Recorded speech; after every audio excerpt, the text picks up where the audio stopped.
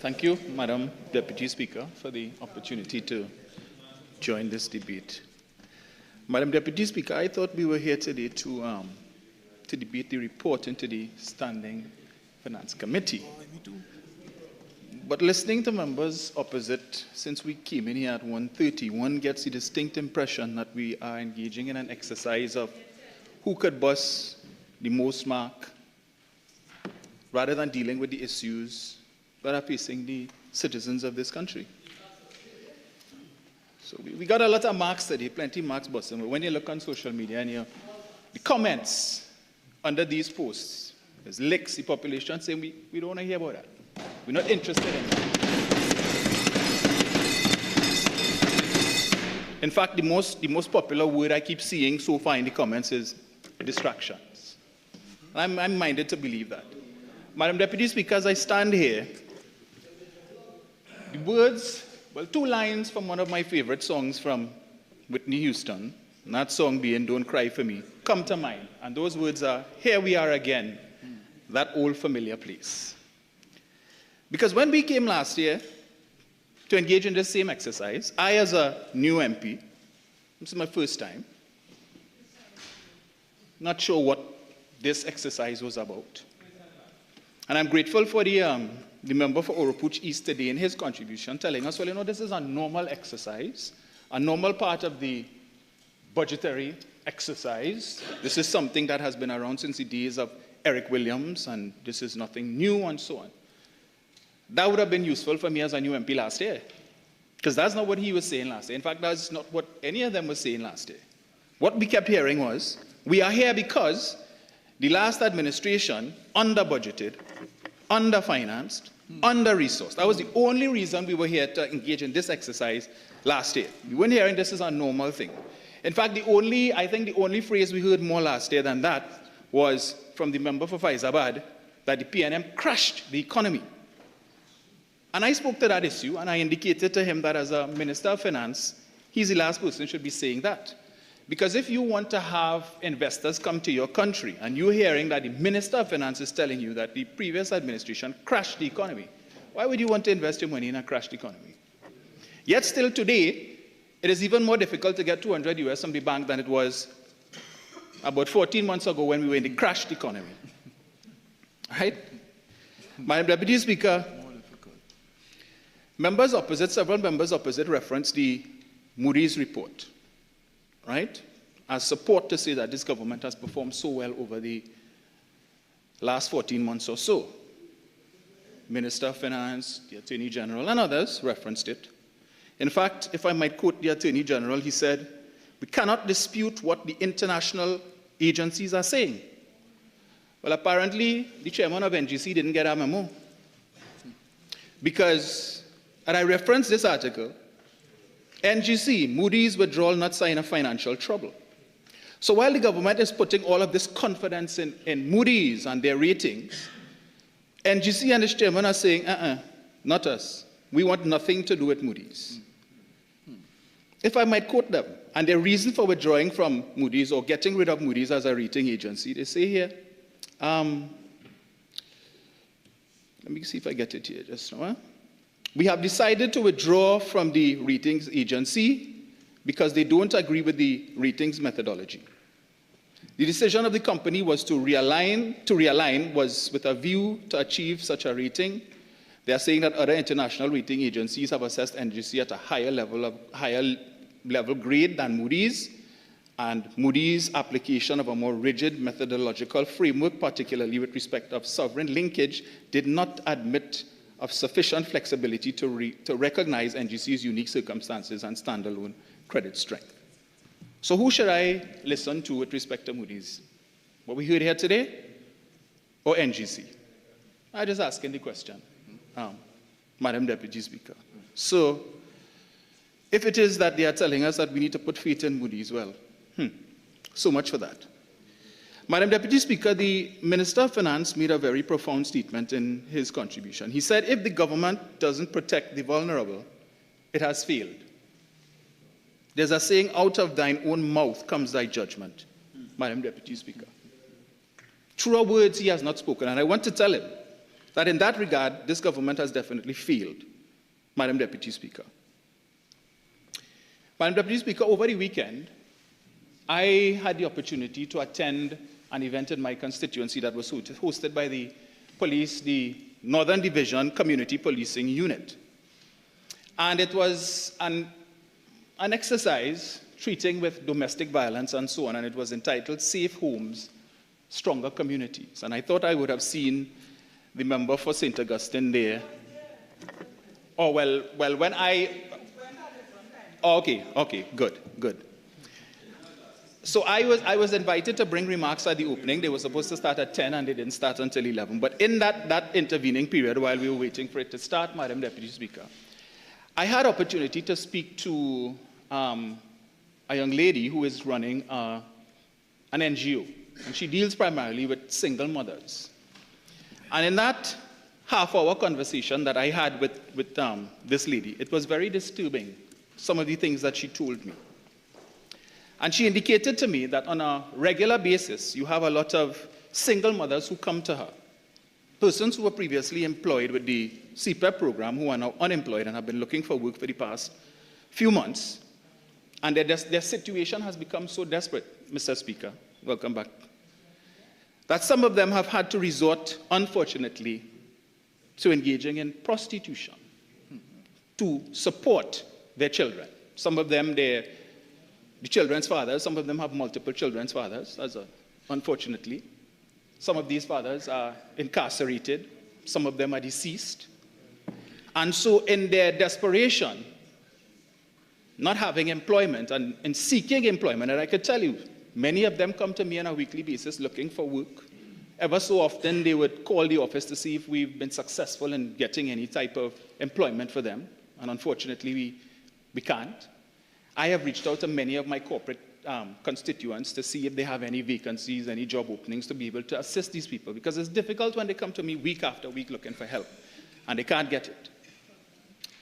And they are out of work because the government says that that particular program was riddled with criminality and corruption and so on. And the member for St. Augustine just now mentioned that the pay was $89 a day or something like that. But Mr. Speaker, I could tell you for some of these women, $89 a day right now looks a lot better than what they have, which is absolutely nothing.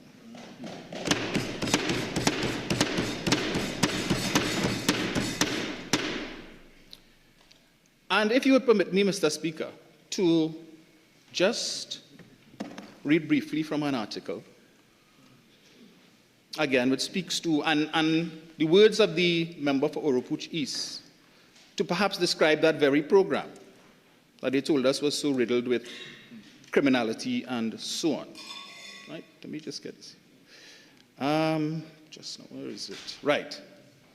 And this is an article dated the 15th of August 2016 in the Daily Express. Munilal claims plan to axe 12,000 CEPEP workers. Former Minister of Housing and Urban Development, Dr. Rudal Munilal, is condemning what he claims is the government's decision to dismiss contractors employed by CEPEP. In a statement yesterday, Munilal said dismissing contractors during the July-August vacation period would put an extra strain on their employees who were preparing for the new school term next month. He also said he expected more flooding as a result. I strongly condemn the planned move to arbitrarily dismiss contractors and almost 12,000 workers of the CEPEP Company Limited. He goes on to say, this harsh and oppressive measure is taking place on the eve of the start of the school year, when parents are required to spend significant sums on their children's future. The dismissals of contractors and workers are further severe elements of the dismantling of key aspects of the operations of the state-run environmental company. The People's Partnership Administration had carefully developed, nurtured, and expanded the remit of the CEPEP Company Limited to make it an all-embracing organization involved in extensive and continuous environmental protection and improvement. He goes on to say, as the line minister for CEPEP, I was particularly pleased with the role and performance of the organization, its contracts and dedicated employees. So it seems CEPEP only became unattractive, corrupt, after 2015. Oh, I thought, right. He said, A major reason why there were no widespread floods between 2010 to 15 was because CEPEP's innovative mandate of small-scale environmental jobs. Regrettably, the current administration has abandoned this critical aspect of CEPEP's mission. He goes on to say, the wanton firing of contractors would result in fewer cleanup activities and more blockage of water courses, leading to more suffering of residents across the country. So CEPEP was good between 2010 to 2015. And then it became no longer any good. Immediately after, right? Now all of these people would have lost their jobs, but what was the alternative provided? I would say kudos to the member, for the NPOPs program. Because it has helped people. I could tell you, the two names that I was afforded, those two persons are very happy that they were able to find employment. Okay, well, the two names that we got, you all had CEPEP, it had URP, it had forestry. So I don't know what the process was to, really? Oh, okay, well, all right. Well, thanks for that. But Mr. Speaker, I'm making the point, right? So the programs were shut down, but there is no real alternative to provide for these persons. And it is impacting on the well-being of many persons in my constituency and indeed others. My colleague from Aruka Lopino, he would have alluded to it. Earlier this year, back in March, when I visited several of the primary schools in my constituency to drop off the SCA packages, I had occasion to speak to the principal of one of the secondary schools, primary school, sorry, and she was telling me that since the closure of that CEPEP program and the URP program, there are a number of parents. Mr. Speaker, if St. Augustine would allow me, please. We'll stop engaging her. We might get some silence. Yes, St. Augustine will stop once Diego Martin Central stops engaging her. So if we could stop all of that, yes. I plead with all my colleagues in the House to assist. Yes. Thank you. So, yes, Mr. Speaker, and I was making the point to echo the sentiments of my colleague from Aruka Lopino, that when I visited this primary school and the principal, we had a brief, about 45 minutes conversation, and she was indicating to me that since the closure of the CEPEP and URP programs, and by extension the forestry program, because in my constituency we had 9 CEPEP gangs, so about 270 persons would have lost their jobs when that program was cancelled. And the principal was telling me that she gets several calls, ever so often, from parents telling her that they are unable to send their children to school, either because they don't have money to pay passage, they don't have money to be able to provide meals for the students. There are some students who come to school and they get the school feeding program, and the rule is that they are not allowed to take the food home for obvious health reasons. But the principal indicated to me that some of these students, she would notice some of them eating half of the lunch and then they try to hide the next half in their school bags to take home, perhaps to have a meal. Some of them come and they ask if there are any extra lunches, perhaps these students didn't. The running commentary from Shagona Seas, please. All right, I was not there at that time. You all campaigned on a slogan of "We will fix it."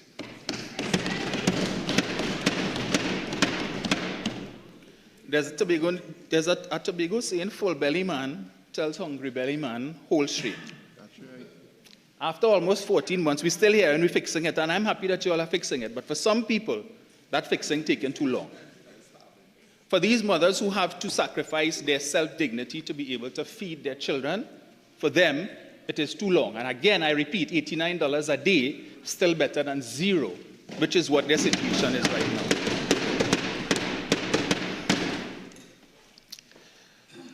Mr. Speaker, the member for St. Augustine, the Minister of Local Government and Rural Development and Local Government would have spoken just now. And she provided us with a litany of woes of the challenges that are faced by the various corporations and so on. My constituency is served by 2 corporations, the Arima Borough Corporation and the Tunapuna-Piarco Regional Corporation. I have 2 councillors under Tunapuna-Piarco and 5 under the Arima Borough Corporation. And I must say that a lot of the work that I have been able to get done in my constituency over the last 13 and a half, going on 14 months, really has been as a result of the assistance that I've been able to get from my councillors. But within recent times, that has been challenged, because when I call for assistance, perhaps to patch potholes, we're looking to get a road paved or something like that, and other issues, I am told we don't have material, we don't have money. And I was saying, so we're waiting for this mid-year review, and we're hoping that monies would be released to us so that we would be able to resume the work that we were doing before. But when we look at the allocations for the Ministry of Rural Development and Local Government, there is no specific item where we can identify, well, here is this amount of money to treat with that. So I could tell you, my councillors, and I'm sure the councillors, my colleagues as well, are all very disappointed and are hoping, or were hoping to hear something a little more, substantial from the minister with respect to that. During the Standing Finance Committee, when the question was posed to the minister indicated that, well, the 106 million, we could find something inside here, but we would need to look at the internal workings and so on. Mr. Speaker, that is not a comfort to the councillors, and it is certainly not a comfort to their burgesses and my constituents who reach out to me because of the potholes, and it is a nuisance, and I live in my constituency, right? So I experience the potholes every day. In fact, in my own neighborhood, the main street, we have several potholes. And I have reached out to Chairman of the Tunapuna-Piarco Regional Corporation. He's usually able to help me. But he too was waiting for this particular exercise to see if they would be able to assist. So now what is taking place is that supporters of members opposite, in an attempt to embarrass the MP, are now mixing cement and putting it in the potholes to say, well, the MP living right here, and look at the state of the road. He's doing nothing, but they don't know the letters that I am writing, the calls that I continue to make to be able to help them, and the challenges that I continue to face with respect to that. Now they will tell us, 10 years the PNM was in office. Yes, the PNM was there for 10 years. I wasn't there for 10 years.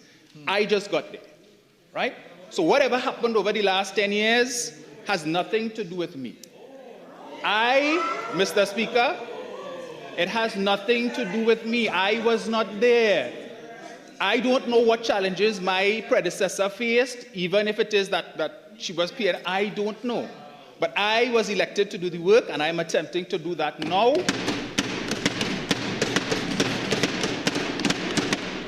And so it is no consolation to be saying, well, you all were there for 10 years, and what did you do?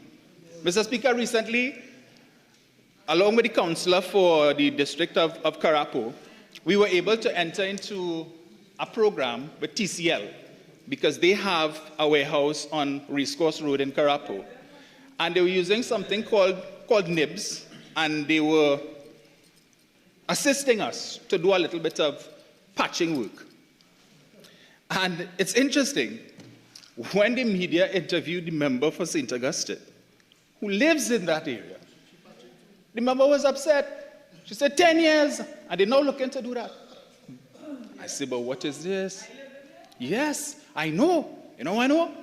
Because some of your neighbors, who are my constituents, coming to me to complain, the minister living right here, and some of the worst roads in O'Meara Road South is in proximity to where the member lives. So the member knows what I'm talking about. We are both MPs, so we could work together to fix the constituency. I know the member has her constituency to fix, but if you live there, fix it. Fix it. From the Churchill-Roosevelt Highway,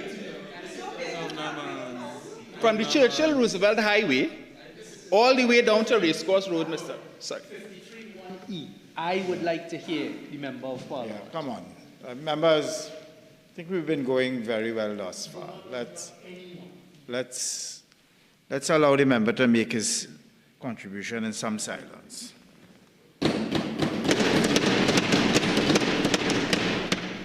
Thank you, Mr. Speaker. Mr. Speaker, from the intersection of the Churchill-Roosevelt Highway and O'Meara Road, well, the Lisa Morris Julian Boulevard, all the way down to Racecourse Road, we have been having a challenge with the streetlights there. There are probably maybe 1 or 2 streetlights out of maybe 12 to 15 streetlights going all the way down into Karapu that are working. I have written to TNTech on numerous occasions for those lights, to get those lights fixed, along with lights in other parts of the constituency, because I have some councillors who constantly reach out to me, telling me the challenges, the calls that they are getting from constituents and so on. People come to my office specifically for that. And to no avail. All I get is a letter from TNTech telling me that they acknowledge my correspondence and that the letter has been assigned to somebody, and somebody will reach out to me, reach out to the office to treat with the matter. And to date, absolutely nothing. But yet still I heard 28,000 street lights fixed under the ministry. Nothing.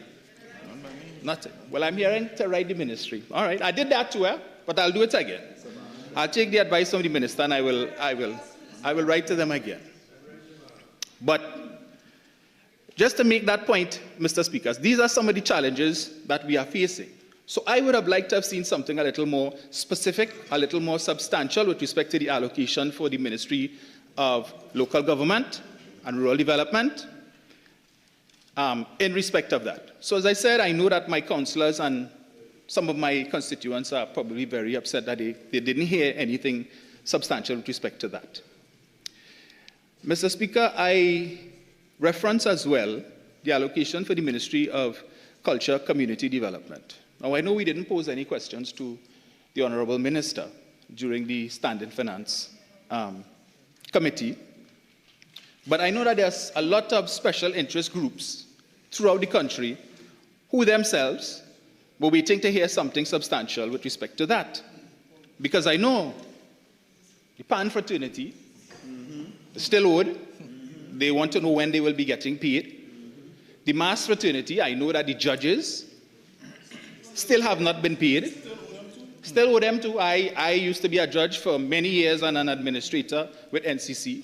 And I know it normally doesn't take this long to get paid. But the judges, you know, some of them have reached out to me. They say, hey, find out what's going on when we get paid now. So I don't know. Prize monies are still owed, outstanding. I don't know if the monies were paid for Flavor and the artists there. But I saw the head of Pan Trinidad just a couple of weeks ago would have done an extempo on Facebook. You know. The contractors paid. Yeah. Lamenting the woes that they are facing, that she was told at the end of May they would have gotten the money. End of May came and went, and they still have not gotten their money. I don't know, I guess Tuco, the Calypso fraternity, probably still waiting for prize monies and so on too. So they too would have been hoping to hear something substantial in terms of allocations to treat with that. I think the only thing very useful that came out of that Standing Finance Committee was the commitment by the Minister of Defense that this year it seems as if we would be having our Independence Day parade. I say it seems because there's still time and anything could happen. So we keep our fingers crossed and we hope for the best. Mr. Speaker. Mr. Speaker, I was concerned, like my colleague from Aruka Lupino, with one of the allocations to the TTPS. And let me say that I have no problem with the TTPS receiving overtime pay.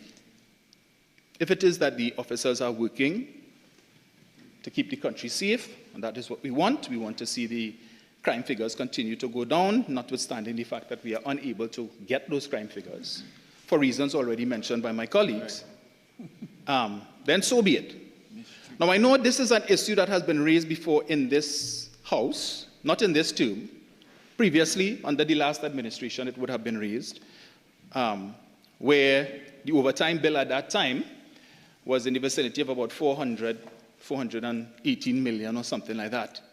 And I know that the member for Barataria San Juan, in questioning the then Minister of National Security, when he would have spoken to the issue of a reduction in the overtime money, asked about how that is impacting the morale of the TTPS.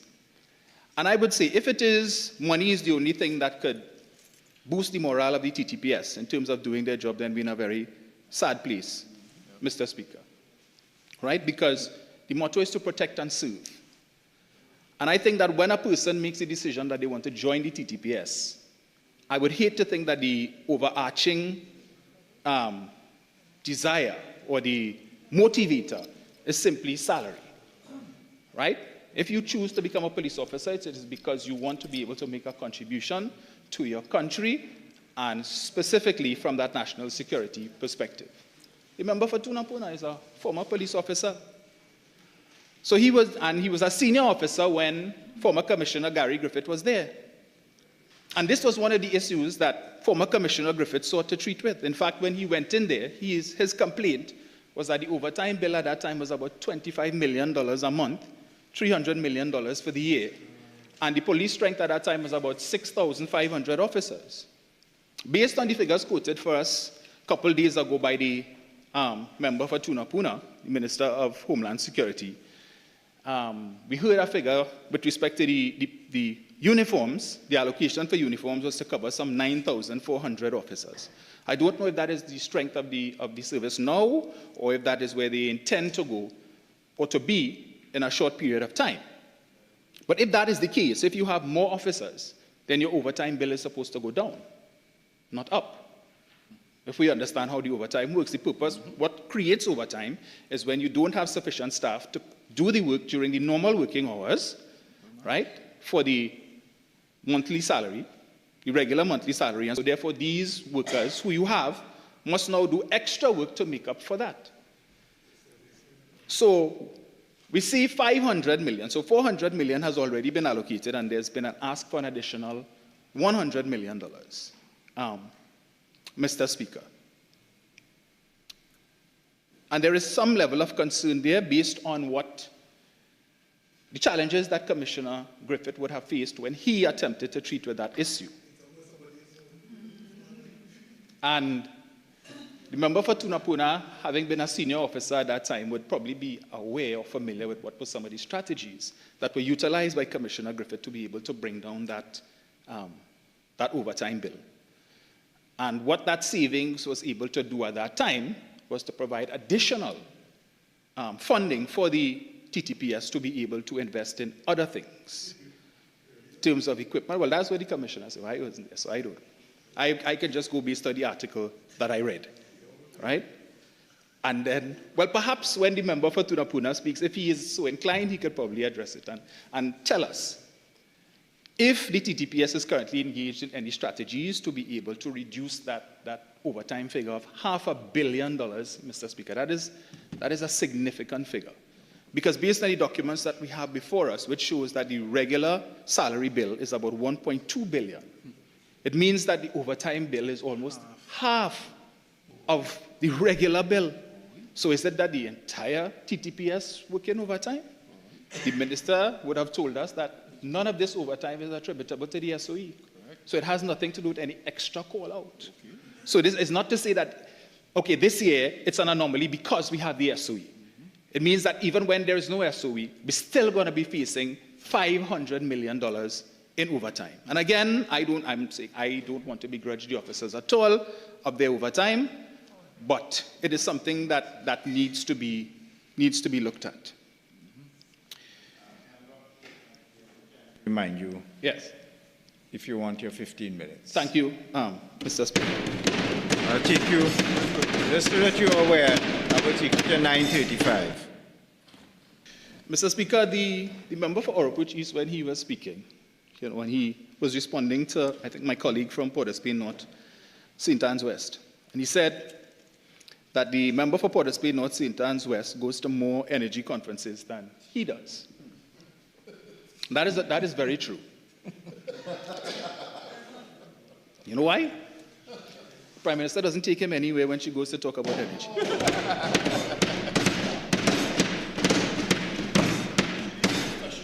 Yeah. The Prime Minister went to Washington to speak on energy matters.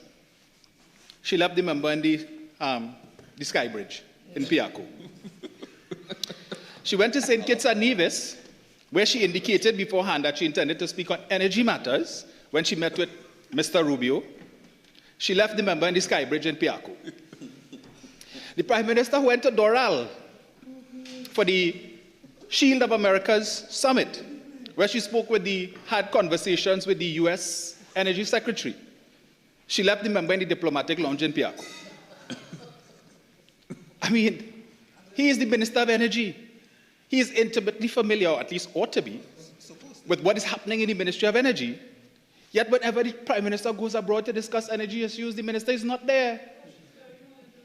Okay. The Minister is supposed to be, well, I was just responding to the Minister claiming that the member for Port of Spain, North St. Anne's West, he goes to more energy conferences than he does. We had one here, a local. Yeah. We had our energy chamber had a conference here, and the government took a decision they're not sending anybody. Because apparently, the energy chamber of Trinidad and Tobago is PNM. So they didn't go. Instead, he went to a conference in India. He went to the conference in Guyana, but not in Trinidad and Tobago. They're not interested in dealing with the players in Trinidad and Tobago because everybody is PNM. The media is PNM. Yes, everybody is PNM, PNM, PNM. Even their own supporters now fed up to saying everything is PNM. They're fed up here about that. Right? But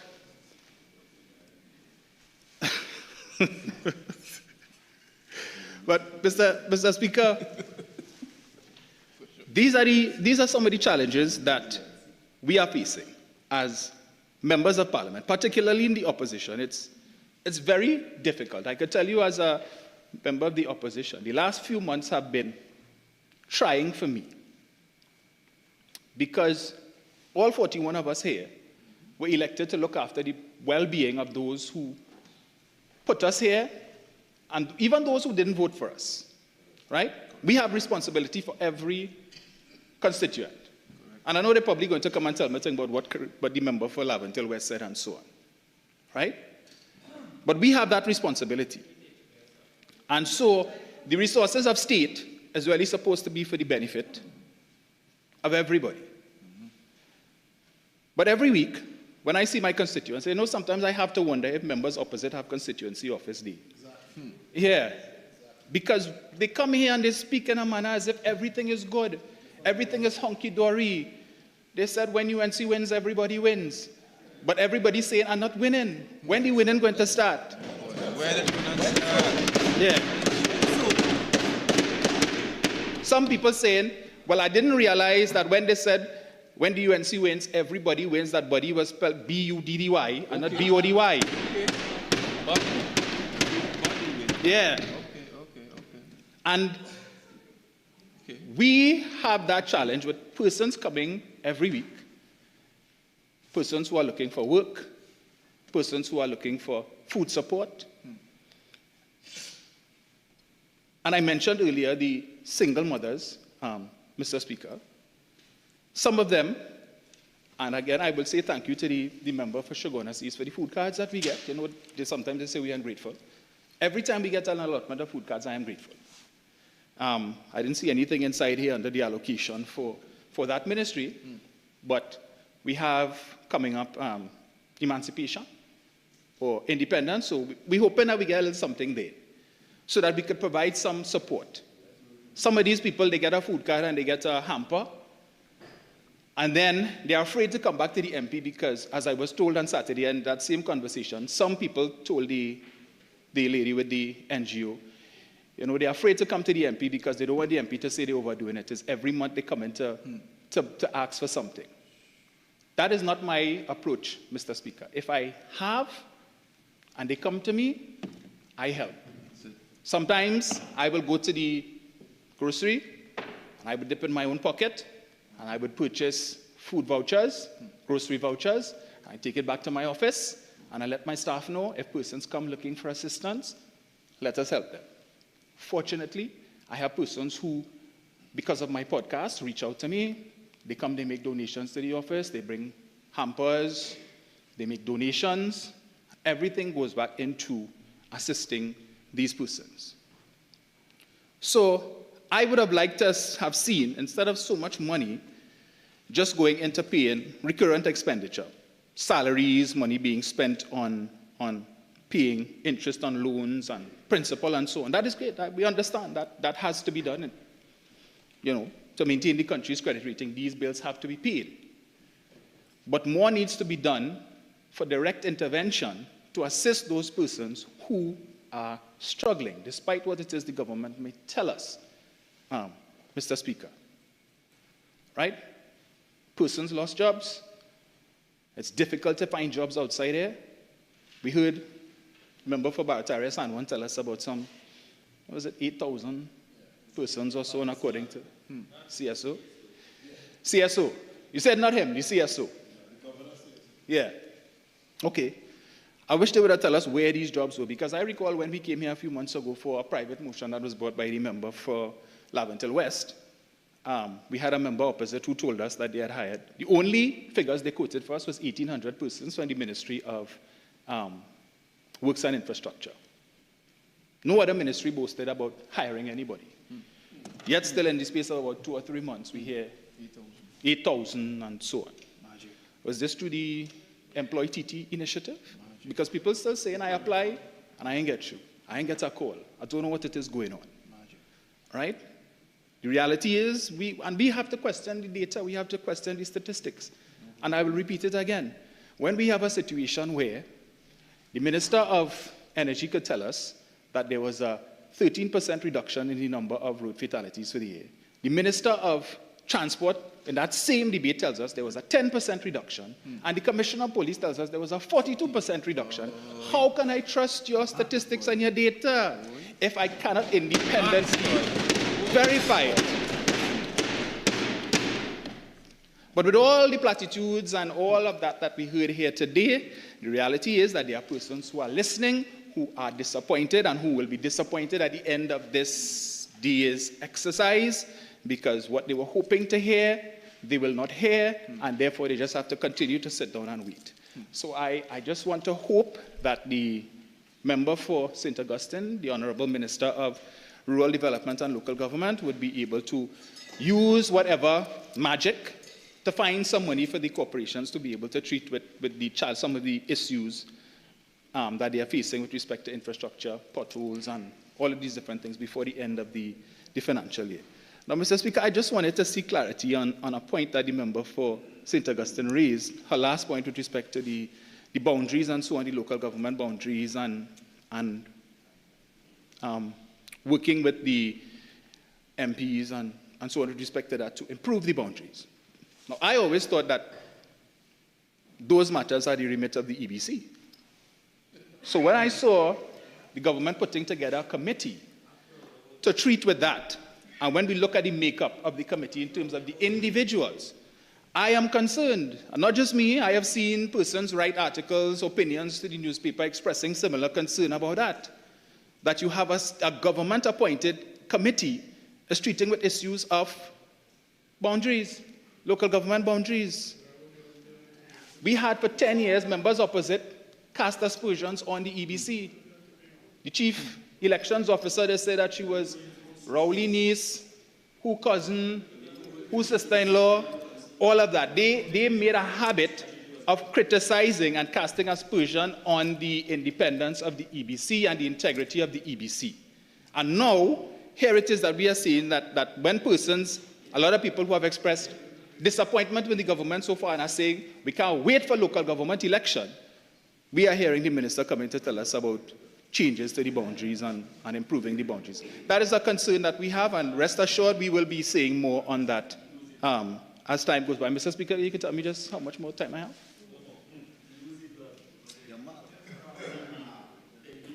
How much?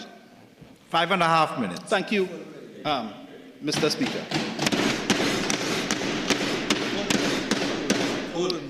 Mr. Speaker, I will just take the opportunity to just reference quickly the issue of the allocation to the Ministry of Public Utilities as it pertains really to the delivery of water by that particular ministry. I would have raised the matter on the adjournment before, Mr. Speaker, in terms of the challenges that my constituency of Malabar Mausaka faces with respect to delivery of water. And I will admit that in the immediate aftermath of me raising that motion, the situation improved. It has now degenerated, Mr. Speaker. So much so that I am once again inundated with calls from my constituents about the challenges that they are facing for water. And the most echoed sentiment, with respect to that, again, is that while we had issues under the People's National Movement, it is worse now than it has ever been. And that is a reality, Mr. Speaker, not just in Malabar, Mausika, but I think across the country, even in constituencies that are under UNC control, you are hearing that lament. Correct. And it cannot simply be what we were told in Malabar, Mausika was because of the low rainfall, there were issues with the particular reservoir that services my constituency, Mr. Speaker. But again, member for St. Augustine lives in my constituency, so she could attest to that. Because she is impacted by it. No, that's not true. That is not true. The member for Tunapuna could speak to that too. Come on, St. Augustine, let's be. All right? That is not true. Unfortunately, I live in my constituency. You know. I live in my constituency, so I know. I know. Well, if you had to buy 6 tags, now you have to buy 10. You understand? Yes. If it is not an issue, but the regularity is an issue with the pressure. People are complaining that when the water does come, the pressure is not high enough to be able to fill the tanks. The complaint is that even if it comes on schedule, the number of hours that the water is staying is significantly reduced, or sometimes they send the water at 2 or 3 o'clock in the morning.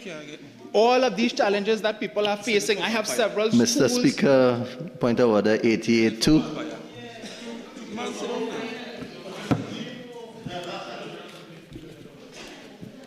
No, I think 88-2 has to do with the allocation.